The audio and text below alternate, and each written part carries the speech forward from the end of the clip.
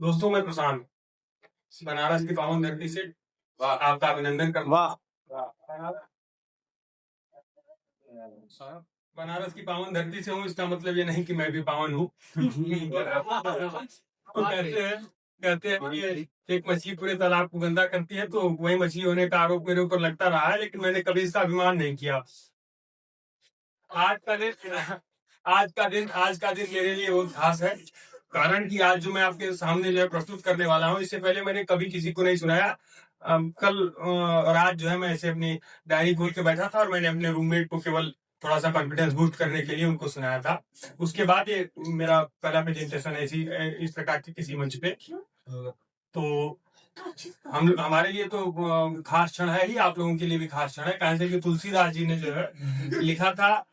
आप लोगों में से किसी ने अगर रामचरितमानस वगैरह पढ़ा होगा तो लिखा था कि तात स्वर्ग अपवर्ग सुख धरे तुलाए गंग तूल न ताहि सकल मिली जो सुख लव सत्संग।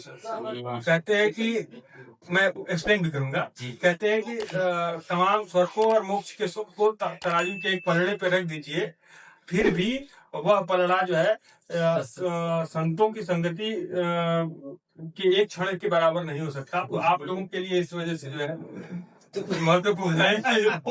आप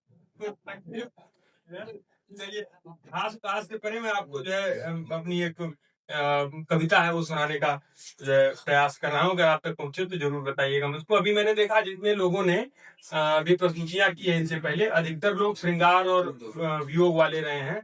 तो मैं आप लोगों को बताना चाह रहा हूँ कि जिंदगी इससे परे भी है।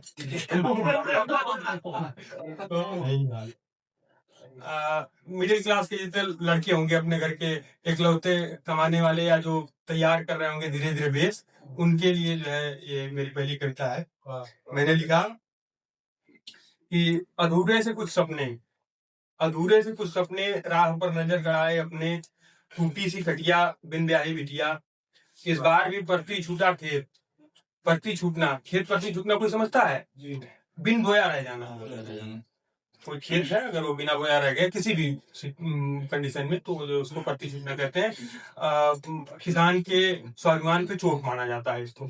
अधूरे से कुछ सपने राह पर नजर गड़ाए अपने, टूटी सी खटिया बिन ब्याही बिटिया, इस बार भी परती छूटा खेत हाथ से फिसलती रेत, छोड़ूं तो राह आसान वरना ये जीवन मसान। मसान मतलब शमशान।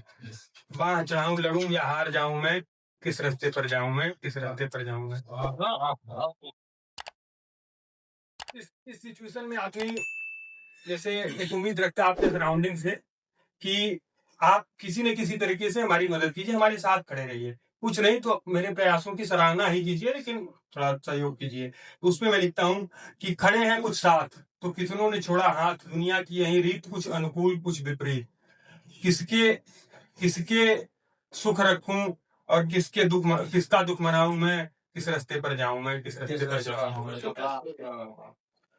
इसके बाद मैंने लिखा, मन में तमाम विचार आते हैं ऐसी परिस्थिति में, लड़ना छोड़ के धूम रमाऊं, भरी भरी सभा कायक कहलाऊं, इससे बेहतर मर ही जाऊं, लेकिन मन है फिर बदलता है। तो लिखते हैं कि इतनी सस्ती जान नहीं है, इतनी सस्ती जान नहीं है, जीवन ये आसान नहीं है, कोई अपना कहलाएगा कोई रास्ता मिल जाएगा, चलते रहना ही जीवन है, मन है चाहे बेमन है, उलझन ये सुलझाऊं मैं, किस रास्ते पर जाऊं मैं, किस रास्ते।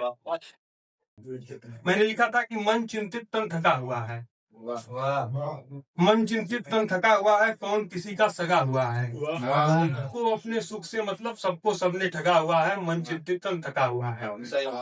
मैंने अभी पीछे कोट किया था कि मुझको जो है मैं तमाम काम कर लूंगा। कहते हैं ना कि एक उर्वशी और पुरवा का जो है संदर्भ है, उसमें बताते हैं कि मैं तुम्हारे लिए चांद तारे तोड़ लाऊंगा। तो मतलब चांद तारे तोड़ने वाली तो दूसरी बात है, लेकिन मैं अपने जो हमारी अधिकतम क्षमता है उससे मैं तमाम काम अपनों के लिए कर सकता हूँ। लेकिन मुझको क्या चाहिए? जरा सा अप्रिसिएशन, कि अगर मैं आपके लिए कुछ कर रहा हूँ तो आप जो है उसको थोड़ा सा अप्रिसिएट कीजिए। उसी पे लिखा मैंने कि आज सभी को अपना काम, आज सभी को अपना काम, भरत के पीछे नहीं हराम, 14 वर्ष की कठिन तपस्या क्या कोई लक्ष्मण जगा हुआ है, मन चिंतित थका हुआ है। लक्ष्मण ने प्रण किया था और 14 साल तक वो जो है जगे रहे थे भगवान राम के लिए। और साथ ही भरत ने भी एक प्रण किया था, आप लोगों को, अधिकांश लोगों को नहीं मालूम होगा, भरत ने भी एक प्रण किया था। जब उनको 14 साल का राज मिला तो उन्होंने एक प्रण किया था कि जिस तरीके का, जिस स्थिति में ये राज्य मुझको मिला है, चूंकि मैं इसका केयर टेकर हूँ, मैं इसको एज इट इज अपने भगवान राम को जो है वापस रखूंगा। तो कहते हैं कि भरत के 14 वर्षों के शासन में कोई आदमी मरा नहीं था, उसको भरत ने मरने नहीं दिया था। कारण कि आदमी भी भगवान राम के जो है राज्य के हैं, मैं कम करके नहीं दे सकता, तो एज इट इज जैसे हैं वैसे मैं जो है उनको वो करूंगा। उसके लिए उन्होंने काफी तपस्या की थी।